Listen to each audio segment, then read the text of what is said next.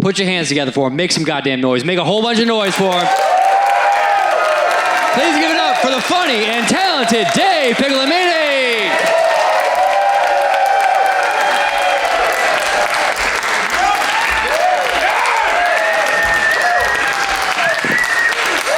Hello, everybody. Hi. Oh, man, I travel all over the country doing comedy, and I've seen some weird shit, but the craziest thing I've seen was just a billboard that was just a picture of a house on fire.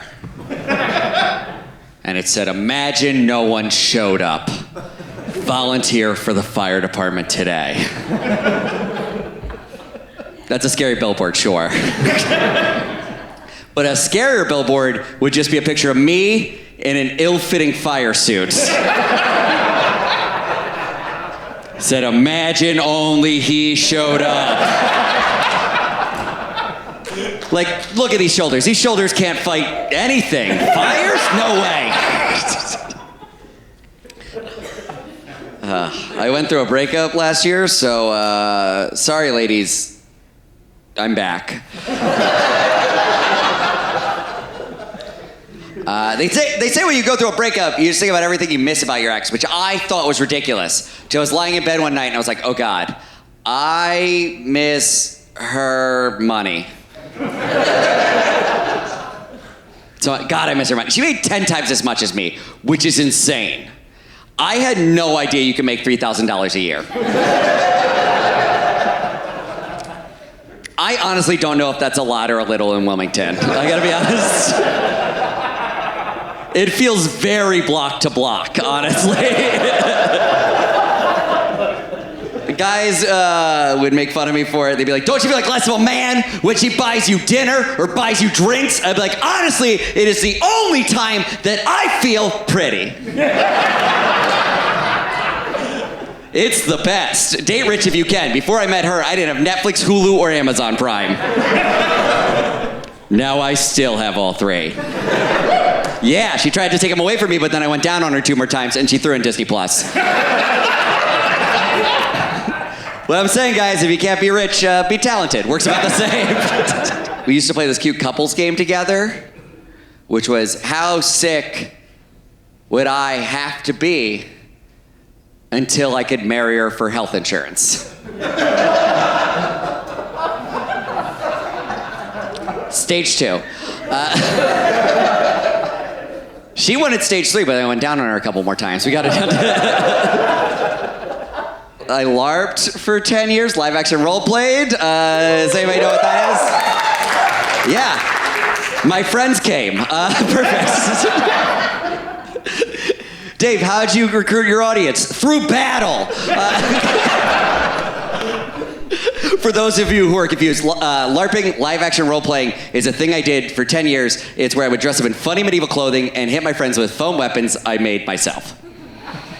Yep. The reason I did it for 10 years is I lost my virginity the first one. And then every event after that was like, maybe again, let's keep going. One time I got injured LARPing. I had to lie to people. I had to be like, wizard hit me with a fireball. Luckily for me, there was a cleric there. I was like, do you have cure serious wounds? She's like, no, I only have cure minor wounds. I'm like, this is clearly a cure serious wounds kind of situation. She's like, I'm sorry. I'm like, this is war. There's no time to be sorry. I don't care if Tunt is missing both his legs. He has 0 fire resistance. He'll be useless in the cave of smokeless wonder. I am the goddamn Goblin King. Heal me.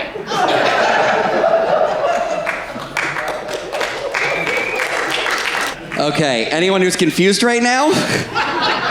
That's how I feel anytime anyone talks to me about sports. Yeah, that's what it sounds like. I get it. The Boston Celtics are 7-9. How many dribbles is that? I don't know. I've learned 3 terms in sports. If you don't know sports, this will really help you out. 3 simple terms: touchdown, field goal, and fuck the Patriots. Yeah, I don't know what it means. All I know is boys like me better when I say it. That's what Like, I'll go to a bar, I'll order a lager, and my move is to just be like, can I get a lager? Also, fuck the Patriots. And 2 dudes every time will come and be like, Yeah, this guy seems cool as hell. Yeah, dude. What'd you think about that defense?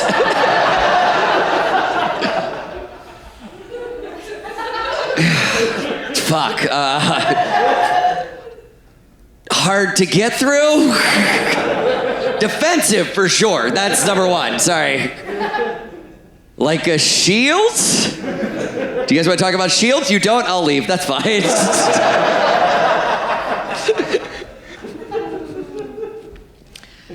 I used to be a dog walker in New York. That sucks. Don't do that. Don't. I know I'm giving life advice to you guys. Don't do that. Because specifically in New York, everybody's walking around and everything, and people just come up and talk to you for no reason. Like, this guy came up to me and was like, hey, man, that's a real cute dog. Bet it's a real pussy magnet. Nope. Mostly, it's just a creepy dude who says pussy magnets. You guys keep showing up.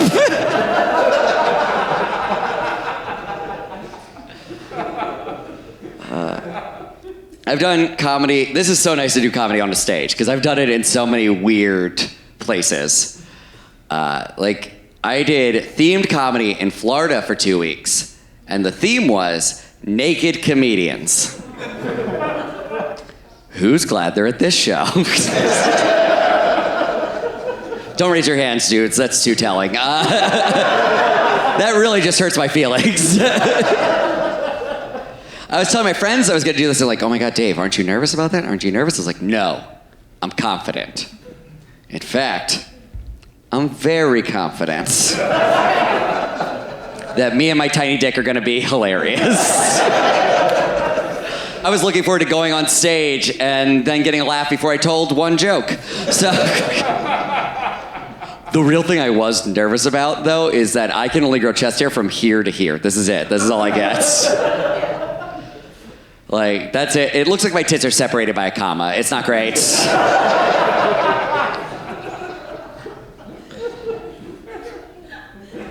What they didn't tell me about the show is I was the only straight comedian on the lineup. It was me. Some of you were like, already hilarious. Let's move on. Hi, it's me, stuck in 2003.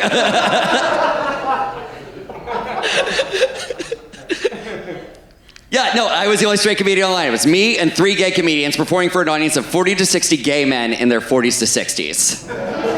Yeah, say what you want about that. I have never felt more attractive. I was down there for 2 weeks, bought 0 drinks. It was the best.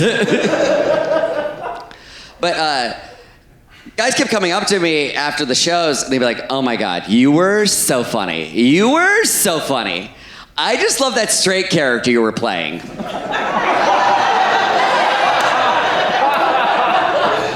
I was like, it's not a character. It's not a character. He's like, I'm buying drinks. I'm like, maybe it's a character. Let's find out together.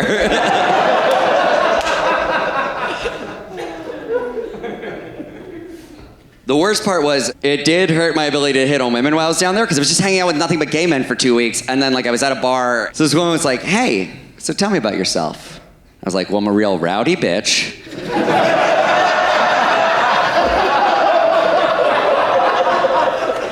Also, these are on you, right? I don't pay for drinks. Thank you. I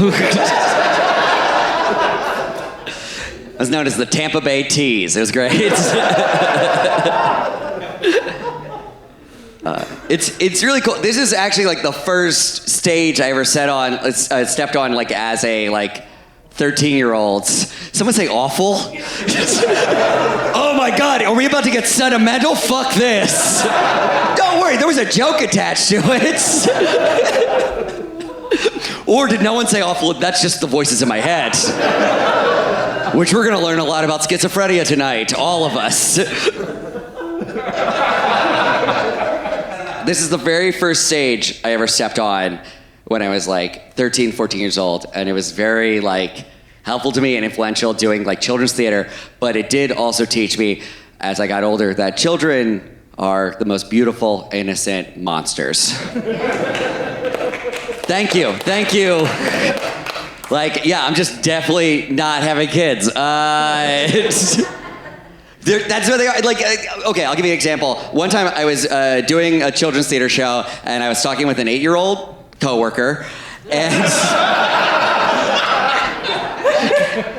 and she came up to me and she's like, there's an audition coming up. It's for Cinderella, and I'm going to audition for it, and I'm going to be Cinderella. And I look at her, she's 8, and I'm like, aren't you a little short to be Cinderella? And she fired right back, aren't you a little short to be a man?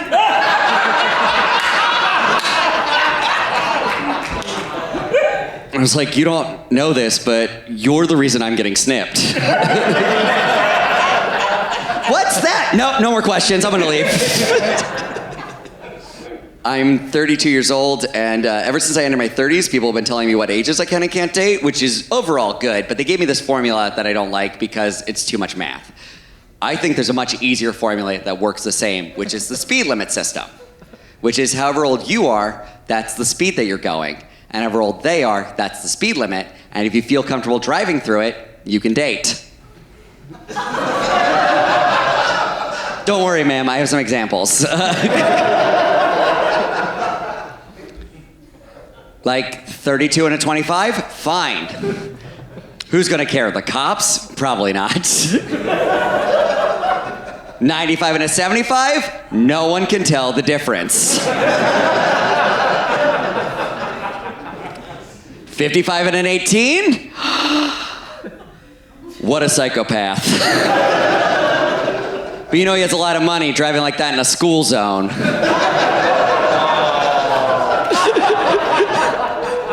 Do not, these are the easy jokes I get to when I do want to do the harder jokes later. I need you to like me now.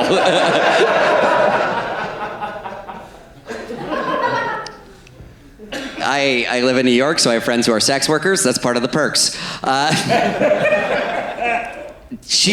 friend gets so much hate online from people just being like upset at her for existing. They're like, how dare you sell your body like that? How dare you sell your body? And I'm like, oh man, if you were mad at that, you are gonna hate to find out about blue collar work.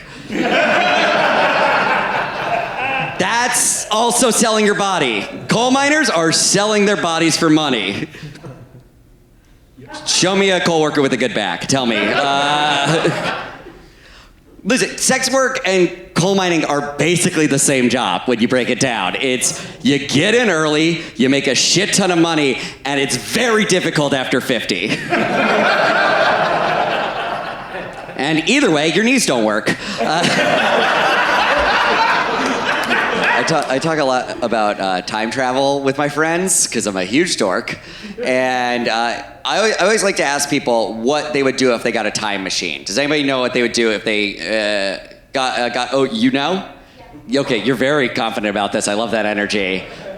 What would you do if you got a time machine? Yeah. Oh, you have to say it now. I would probably kill Henry Ford. You kill Henry Ford? What a very...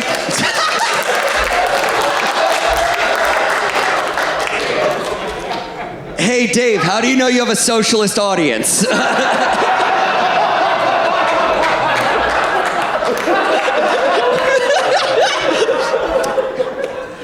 I just want to write like a series for TNT where you go around killing important people now. Henry Ford, get out of here, titan of business. Elon Musk, you're next. That's how my family made their money was with Ford. They made their money with Ford? My grandpa owned a Ford dealership. Your grandpa owned a Ford dealership. Okay. They failed in the recession. Anyway. I'm getting a lot of backstory that I did not need. Anyway, let me tell you, I'm going to kill Henry Ford because he helped my grandfather out until my grandfather lost it in the recession. And wait, which one? 1930 or 2020?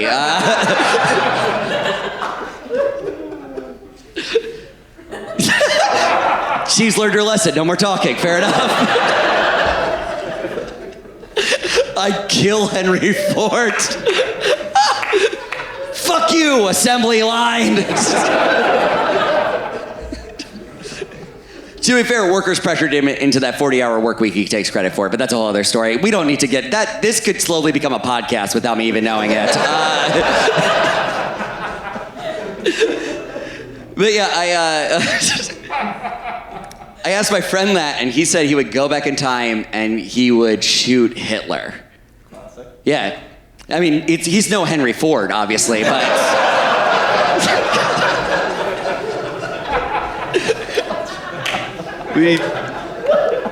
But I do think it's very brave of him to go try and shoot Hitler when he's never fired a gun in his whole life. I'm like, you're not even gonna practice? You're just gonna take the final exam? Like, what? So I've also never shot a gun before. So what I would do is I'd go back in time, I'd marry Hitler's mom. Be an incredible stepdad to Hitler. Really encourage his art career.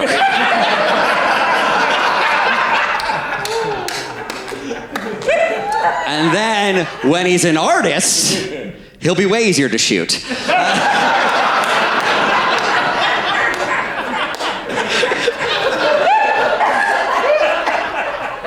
Like, I want Hitler's last words to be, "Papa, no!"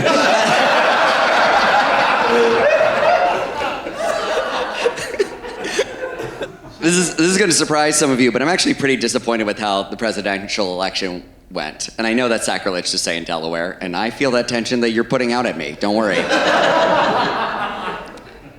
But the thing is, at the end of the day, I just really had to vote for The Rock. Tell me he wouldn't be a great president. He's tall, he's charming, he's charismatic. Those are the same words. He's tall, he's famous, he's charming. That's the best president. I don't know, that's what it takes. And I get it. You guys are like, I don't know about that. But picture it, The Rock running for president. It would be the best. Because he wouldn't run in the normal way. He would run late to the game, and it would be a surprise. It would be during the final debate between the two presidential candidates. And then we'd just hear, okay, that's all the time we have for today. And then we'd just hear, ba-dun, ba-dun, ba-dun. Can you smell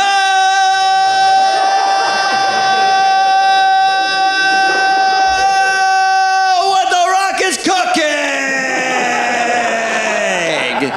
And then he'd come out and immediately rock bottom Joe Biden.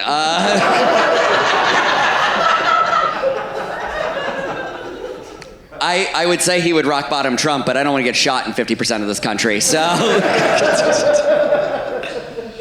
They're interviewing him afterwards. They're like, okay, Mr. Presidential nominee The Rock, what's your stance on national defense? He's like, I am national defense. Because The Rock can pick up a nuclear missile with his bare hands and throw it back at our enemies. That is a true fact I learned from a Fast and Furious movie.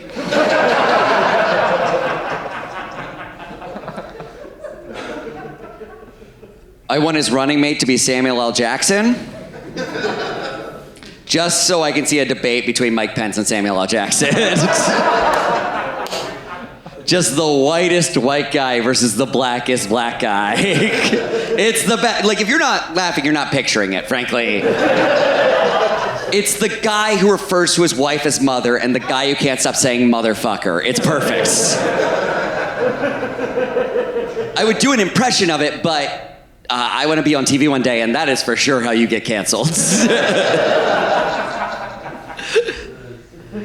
I don't like cemeteries. Not because they're like creepy or spooky or whatever. I just think they're a waste of land. But cemeteries, we just have, and people will be like, the country's full. It's like, well, get rid of all the dead people spots. That every cemetery we have could just be another bar. And I don't know why. We're doing that to ourselves. Plus, there are so many better things to do with our bodies after we die. Did you guys know you can get turned into gems? Yeah. Hell yeah, all right, yep. Pretty girls and dorks, those are the people who know. They're like, I want to be rubies, and guys are like, I want to be infinity stones. But yeah, no, you could get turned. I want everyone in my lineage to do that. Just have a whole set of family jewels. I want to meet the woman I want to marry one day, and then it's like, Sarah, I love you so much. I want to spend the rest of my life with you. Will you accept my grandmother's ring?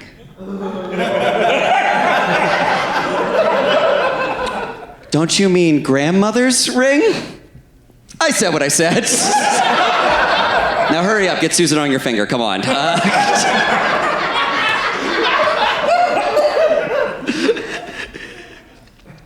That grandmom's here for this joke, so.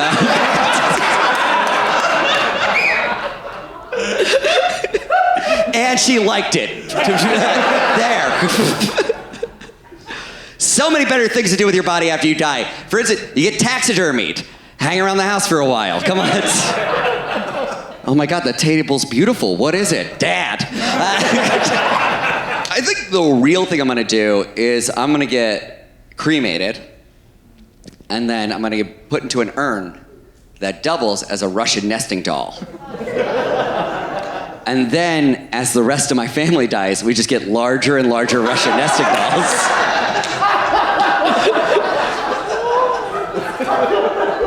Until like 3 to 4 generations from now, we just have an 8-foot Russian nesting statue. That cousins fight over who has to keep. All right, let's tell some stories. I have very few talents, but one of them that I do have is I have an extraordinarily hard head. Yeah, I do. I have a really hard head. I'm so glad this is the end of this, so I have to stop doing this, but like, it's crazy. I have a hard head. My head is so hard, in fact, it can smash watermelons in half. How do I do it? Did you bring one? No. Sorry, first, I'm being bullied by my audience. That would be very funny. I was like, oh, this is a special watermelon. You'll understand the reason why I would never do that right now, though, in a minute. So I can do it, though, but I found out because I get really drunk on 4th of July, and I never turn down a dare. So I have this ability, and I used to host these talent shows in New York where people would do all sorts of stuff, and one time someone dropped out last minute, and they were like, hey, Dave, can you fill in for this? Do you have any talents? I was like, oh, do I? I can headbutt a watermelon in half. And they were like, cool, great. Do you have any other talents? It's like, I can do stand-up comedy, and they're like, headbutting a watermelon it is. So I go there, and they're like, we'll take care of everything, don't worry about it. So I show up, I'm hosting, I'm doing everything, and then I go, now it's my turn to do a little piece of talent, and I'm gonna headbutt a watermelon in half. And they bring out the watermelon. And at that point, I see the watermelon, and I realize that I have only ever done this talent in the summer months. And it is October. And they're bringing out the smallest, GMO'd, seedless eunuch of a watermelon. And I'm just trying to psych myself up at this point. I'm like, you know what? Smaller watermelon, easier to break. That's just science, obviously. We all know that. So I take the watermelon in one hand. That's how small it is. And I just, boom, boom, boom. And around the 4th one, I'm like, this might not be the superpower I thought it was.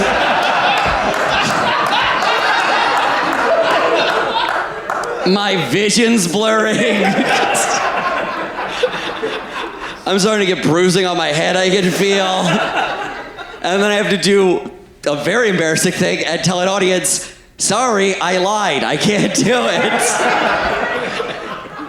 When out from the crowd, a woman raised her hand and went, I can do it.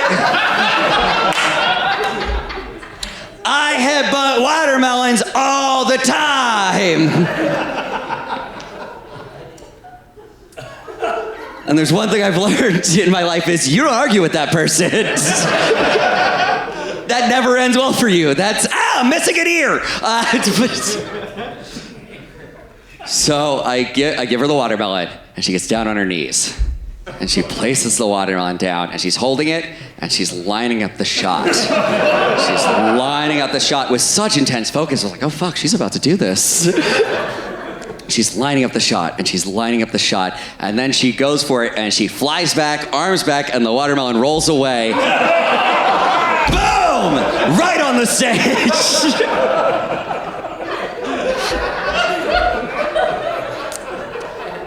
And there was a solid just gasp through the audience. Except for me, who could not stop laughing.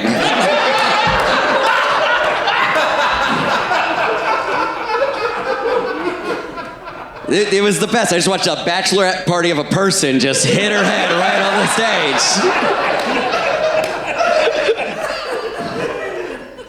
stage. Then she cried out, "Let me try again!"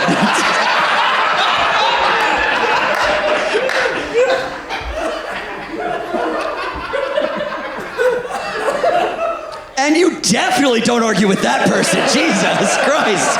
Absolutely not. So we roll the watermelon back. And this time I'm responsible. I stick my foot down in front of it. And she lines up the shot. And she lines up the shot and then hits. And it's the softest thud I've ever heard. She was like, "That really hurt." I was like, "Yeah, no shit. You think this is I just started here with this?" Like, I was like, "Oh, let's do it from there." And anyway, that's the weirdest way I've ever ended up dating someone.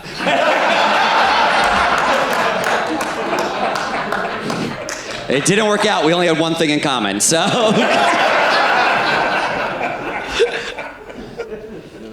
I've been on a lot of bad dates, as you might assume from that. Probably one of the worst dates I've been on, though, was a date that started off full of promise, where I matched with this girl on Tinder, and immediately our textual chemistry was incredible. It was like, right off the bat, we're like, "Oh, we gotta meet up tonight." So we meet up at a bar at 10 p.m. in Brooklyn, and we're both there, and it's going great, and then about 15 minutes in, she goes, "Hey, I gotta tell you something. Before this date, I was a little nervous, so I took 3 edibles." I was like, "Cool, great. Do you need me to call 911? She's like, "No. I think that you should also take 3 edibles. Get on my level." I was like, "No. What? No, I'm not doing that. I would never. That's great. Are you kidding? I'll do 2. I'm a gentleman." So I take the 2 edibles, and the date goes great for another half hour, and then she goes, "Okay, so I thought I was high.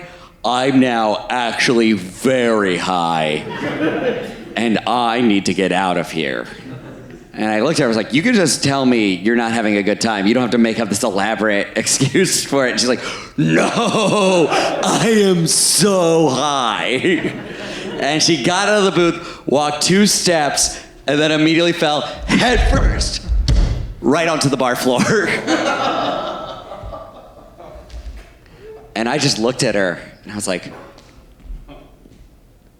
"You didn't have to prove it, Jesus." And I'm picking her up. I'm like, "Let me call you an Uber. Let me take care of this." So I'm trying to call an Uber. I'm like, "What's your address?" She's like, "I'm not telling you that."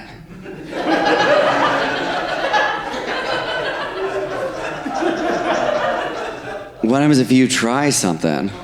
It's like, "You roofied yourself. I did not." This is not how I wanted the date to go at all. So she gives me her address. We call the Uber, and we're waiting outside for it. And all of a sudden, round 2 kicks in. She starts going down again. And I'm trying to hold her up at this point. But as we've established, these aren't firefighter shoulders.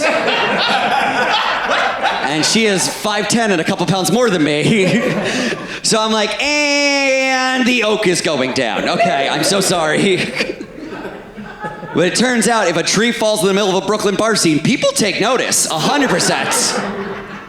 This guy came running up, he's like, "Hey, is everything okay?" And I'm like, "I don't know, honestly, I don't know. I think she might be having a stroke or a seizure." And he gets down real close and he's like, "Nah, my mom has seizures, that's not what it looks like."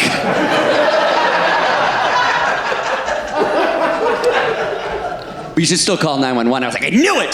So I called 911, and the EMTs show up, they put her on the stretcher, they roll her into the ambulance, and the EMT looks at me and goes, hey man, you coming with? It's like, no! It's a first date! So then he looks at her and then looks at me and goes, well, so much for a second, and slams the door shut.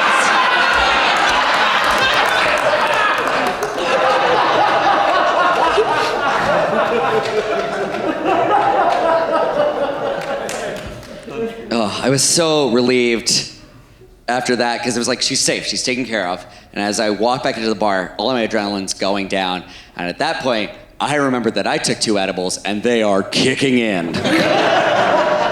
As I walked through the bar door, I was like, oh no! She roofied me too!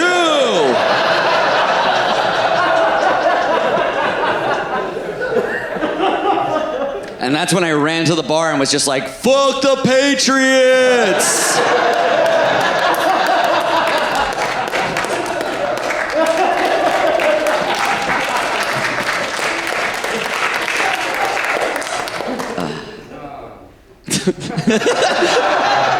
Nothing like the sigh after applause break. That was good. I have one of those bodies where people just say whatever they want to me right to my face.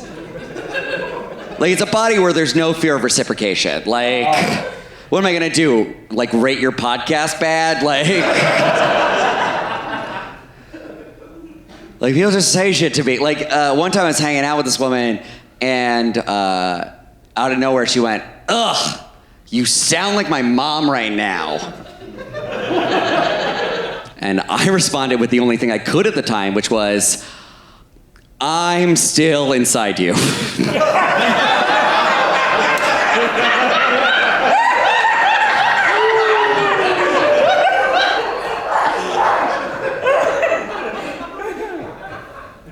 To be fair, when I finish, it does sound like, I guess I'll do laundries.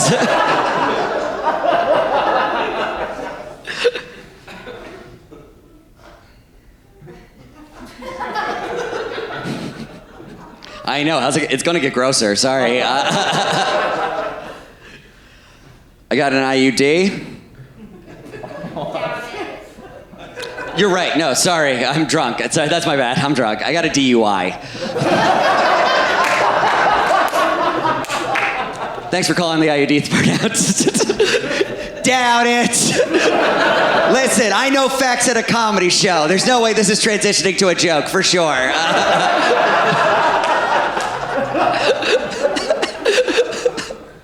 Listen, I know facts, and what fact I know? How do you know? I can stuff IUDs up my butthole. Who cares? I definitely won't get pregnant. Look, at the end of the day, either way, I'm banned from Planned Parenthood, but okay, that's not true. I do have IUDs in my butthole, but but I love going to Planned Parenthood. I get tested for STDs there. I think that's important. Clap it if you've ever gotten tested for an STD. Great, awesome. Good job, people, because the rest of that joke goes, if they're not clapping, don't fuck them. So... I don't care if you've been together for 25 years. You don't know what's in that engine, you've never gotten a Carfax report.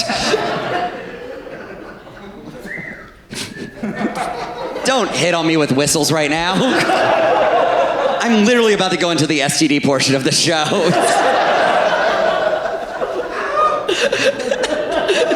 Oh yeah, my favorite part, infections. I like going to Planned Parenthood in general, though, because they ask you all these questions, and one of the questions they ask you is they say, "Hey, when we call you, can we say Planned Parenthood?" And you tell them yes, or you can tell them no. If you tell them no, they ask, "What code name should we use?" And I looked a grown woman in the eyes and just said, "The Avengers!" And she looked back at me and went, "I don't think you're old enough to be having sex." I forgot that I did that. So I just woke up to a phone call a week later at 8 in the morning, just like, hello. And they're like, hi, is David there? This is the Avengers.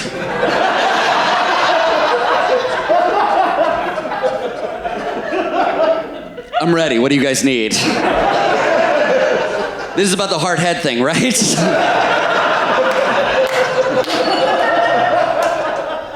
They're like, no, sir.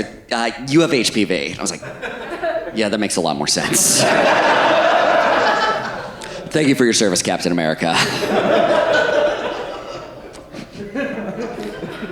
Glad you guys stayed on board for the STD jokes. Because a lot of audiences, Quinter, Kansas, don't.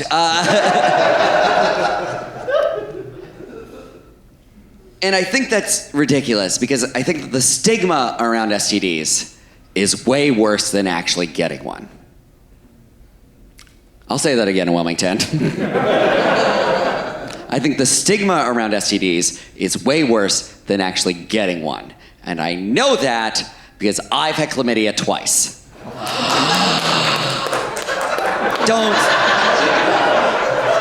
Don't start that applause break. Don't do it.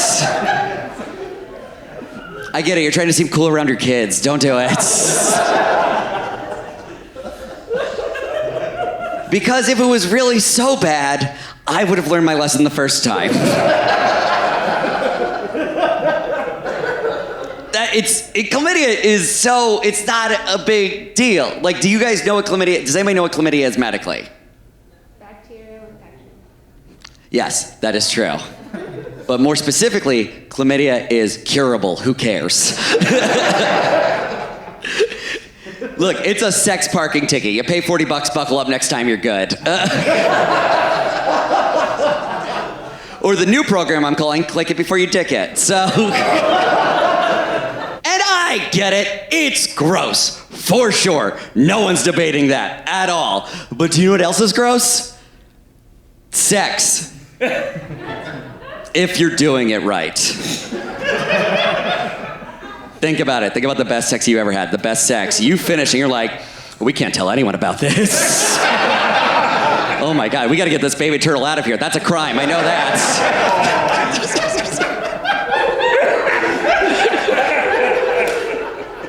At least I'm not up here defending herpes. I think we know where this is going. It's not that bad. I don't have it, but I've done my research and it's just sex chickenpox. That's all it is. Like, medically speaking. I don't know if you want to confirm that for me again. Perfect. Okay, cool. And I get it. I get the difference. I feel your hesitation. And I understand because you're like, no, Dave, unlike those other STDs, that one's permanent. And I get that. And that does suck. But do you know what else is permanent? Asthma. And one of those will really affect your sex life. It's asthma. I don't even know if I need to fill that in for you guys. It's asthma. Think about it. If I have asthma and I'm having sex with someone, like, yeah, you like that? You like that?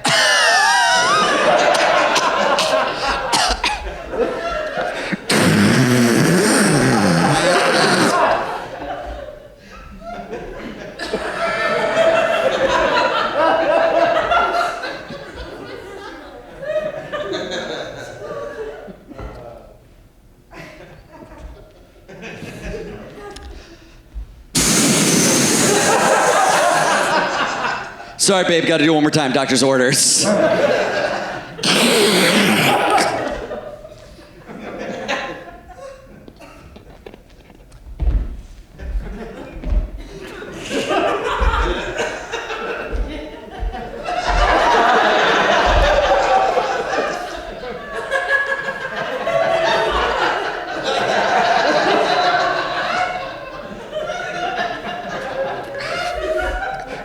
It's dry.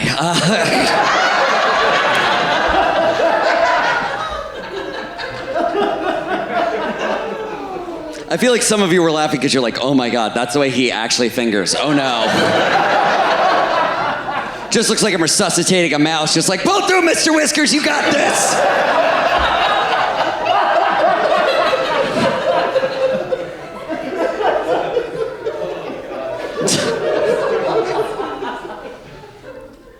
Let's talk about drugs. I like doing drugs. We just got legalized in New York, which is pretty exciting. Yeah, I know. It's not exciting here. You just have to bootleg it from New Jersey or Boston. I get it. Also, I have vape pens. Let's hang out after the show. Anyway. Oh no, a criminal record. My stand-up comedy career is ruined. It's cool. We just got legalized in New York, and that was one of my favorite days in New York. Not because even like I'm that big into smoking weed. Like, it wasn't like I was like, finally, the day. It was the only day I've ever seen a white guy with dreadlocks sing Bob Marley songs, and no one got mad at him. They're like, yeah, this is your Christmas. Have at. It was also the day I saw my corner store guy walk over to that row of bongs they all seem to have and remove the sign that said for tobacco use only. There's no test or anything. He's just like, for tobacco, right? And you're like, yep, and off you go. I'm just kidding. They don't ask that question. They're like, have fun. But has anyone here ever smoked tobacco out of a bong? Good. No idiots. Perfect. How would that even work? What are you gonna do? Like grab like a 6-foot water bong and unwrap 17 cigarettes into it? And you're like, it's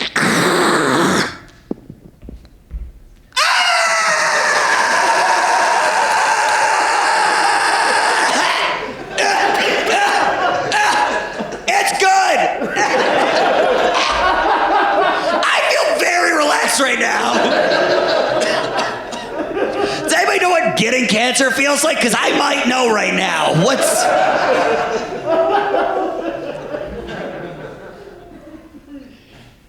right, I'm going to do a super dark weed joke, and then I have a really cutesy one to clean it up with. So let's get on board. I was smoking weed with a friend of mine, and he pulled out a bowl. Or I pulled out a bowl, and he was like, nah, man, I'll smoke weed out of bowls, because my dad smoked crack. So every time I smoke weed out of a bowl, it feels like I'm smoking crack. I was like, that makes a lot of sense. Because my dad's a heroin addict, and I've never gotten a flu shot.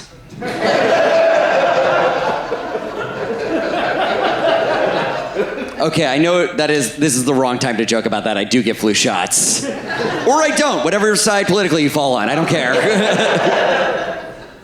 But whenever I do or don't get flu shots, one thing I do is bring my own belt.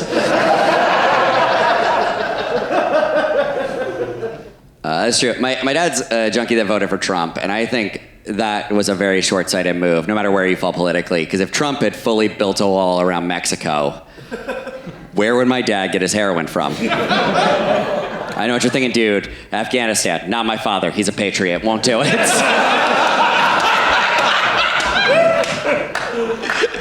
Relax. It's okay, guys. I don't... my dad didn't vote for Trump. Felons can't vote. That's one of the rules.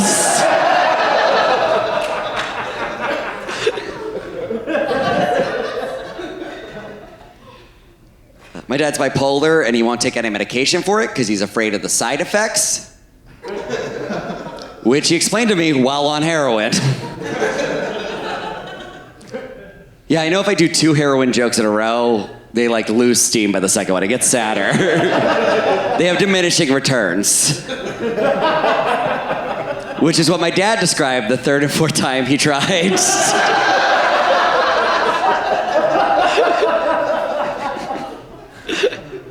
Fuck you guys, I'm doubling down on this. Which is what my dad yelled the time he almost.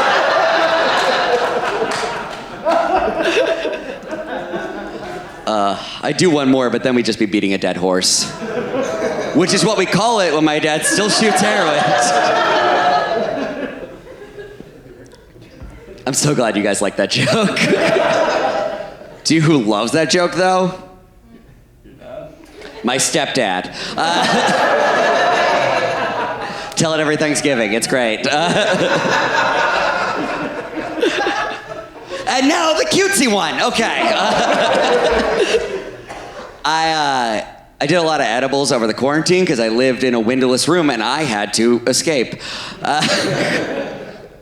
But this was before they were legal, so they didn't have the dosage on them. So I took half of this brownie to be safe, and it knocked me right out. And then I woke up to the other half of that brownie, surrounded by ants. Who all had a lot of questions about God.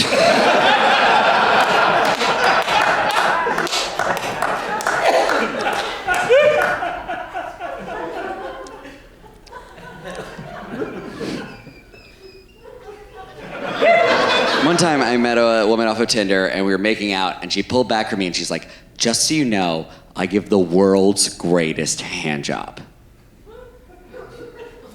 Don't woo for that. She's like, I give the world's greatest hand job. And I was like, just so you know, that's impossible. You're not one of these two hands. She's like, I do. I'm like, these hands have put in their 10,000 hours. These are master hands. And she's like, listen, if you don't finish from this hand job, I will buy you dinner tonight. And I'm like, deal, because I am way poorer than need to come. Gross. So she starts jerking me off. It's a real meat and potatoes hand job. You know what I'm talking about, dude. Just regular style. And then while still jerking me off, she picked up her phone, pressed speed dial, and all I heard was, hey, Mom, how's it going? Just so you know, I'm coming home this weekend. How's my dog? And I came immediately. Holy shit. It was incredible. It's the one thing I couldn't do during a hand job. I mean, I've tried. But her mom gets very tense on the phone with me. Like, who could come when it's all, who are you? Why are you calling me? I told you to stop. One time I went to the 9/11 Memorial Museum. I live in New York. I don't know, anyone been? Clap it up if you've been. Actually, don't clap it up. Silently remember if you've been. That's probably better. But I went there, and spoiler alert, if you haven't been, it's sad. But I will say, I think it might be sadder than it needs to be. Don't worry, I'll explain. There is a room that they take you into that is a small black box theater that can fit about like 30 to 40 people in it. And they just show you a slideshow of everyone who died in 9/11. Yeah, I know, it's very difficult. It's very tough. And you're watching and you're like, Greg, 55 years old, electrical engineer, died on impact when the plane hit. Obviously, a tragedy, of course. No one's debating that. But then they showed me Skylar, who was 21 years old, and his biggest dream was to make it on Wall Street. And he had blonde spiked hair and 2 pop collars, and my first thought was, well, okay, fuck that guy. I'm kind of glad he's dead. Oh, all you want. Like, they say 9/11 changed everything, and for the 10 people Skylar didn't date rape, it did. Are we gonna pretend everyone who died in 9/11 was a good person? It was on Wall Street. Are you fucking kidding me? Do we like those people? I get it, we're in Wilmington, there's all the banks, but those people fuck us all the time. And they go back to Pennsylvania at like 6 p.m. It's the worst, okay. All I'm trying to say is, statistically, 3 pedophiles died in 9/11, and people keep wanting to call them heroes, and I won't allow it.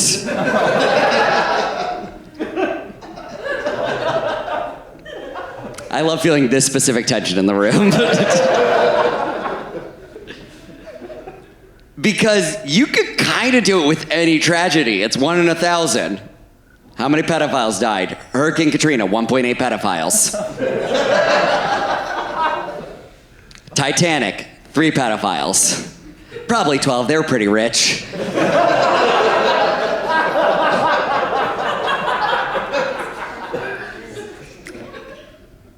$6 million Jews?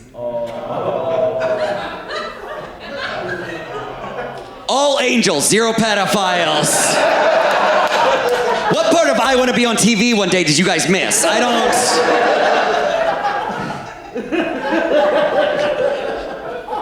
My favorite part about that joke is losing you and winning you back.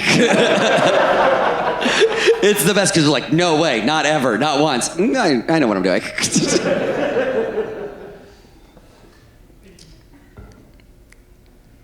I feel like we all know that women can fake orgasms. My favorite part of that joke is watching couples look at each other. Like we all know they can. It's covered on TV and every time they break up with us. But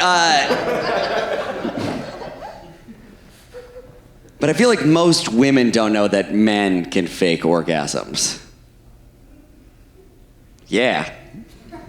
With a condom on? Forget about it. You don't check. Do you? Please, is there any one woman in here who's been like, oh, you finished? Let me see it. Show me the proof. Dangle my victory in front of me. Like, it's not. Like, that doesn't happen. Without a condom, way harder, for sure.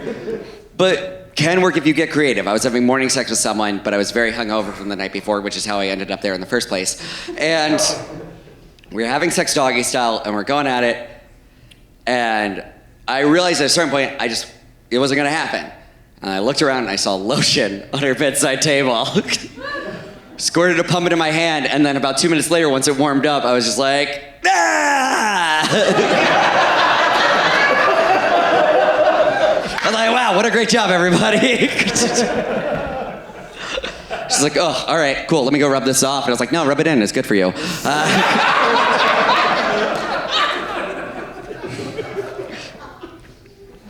I don't know if that's a thinker for you residual laughers. All right, let's do one last joke. By the way, thank you guys so much for all coming out tonight. This is incredible.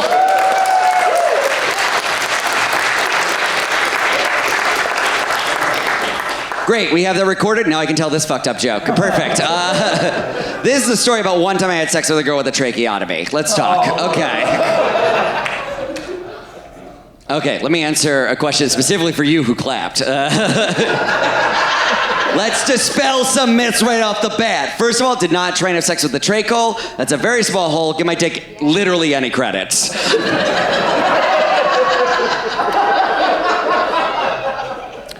Two, it was a 25-year-old who had a birth defect, not a 75-year-old cancer patient. He was like, come on, honey, make a wish. That's not what's happening here.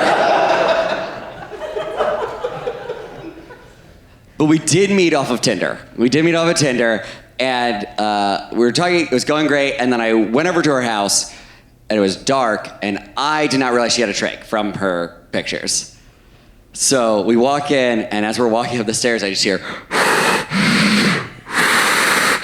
and I'm like, is your house drafty or are you Darth Vader? What's going on? I feel like some of you can't tell if I'm like being ableist or not, but like, here's the thing. We had a great time together. When have you ever supported the trach community? She literally got nervous when I didn't see it before, and she's like, is it okay? And I was like, yeah, of course it's fine. We had such a fun time talking. Obviously, it's all good. So we're sitting there, we're smoking weed, we're eating pizza. Oh, fun fact, when you smoke weed with a girl with a tracheotomy, she blows perfect smoke rings every time. I still get hard around chimneys.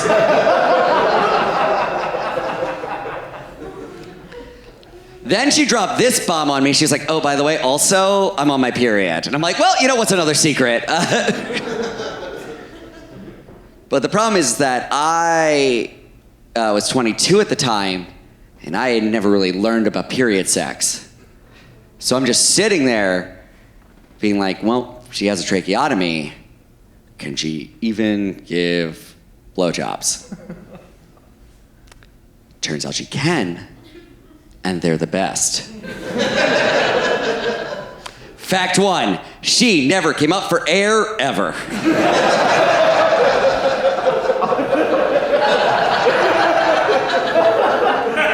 All I'm saying is the Avengers should be calling her. That's a superpower. Fact two, that little hole blew air on my balls the entire time. The rest of my body was on an old leather couch. My balls were in the Bahamas. It was incredible. But I couldn't finish. I wanted to, but I couldn't because I don't know how that system works. So I'm just sitting there being like, am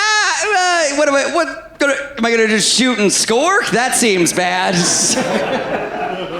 I'm like, oh, I'm gonna wipe this off. She's like, no, rub it in, it's good for you. Or it clogs up the works in some way, and then she's choking, and I gotta go, oh shit, CPR time, and I gotta give her mouth to tube? I don't know. Or I do nothing and she dies, and the cops show up, and they're like, what happened here? And they'll be like, well, I came, you came, we conquered.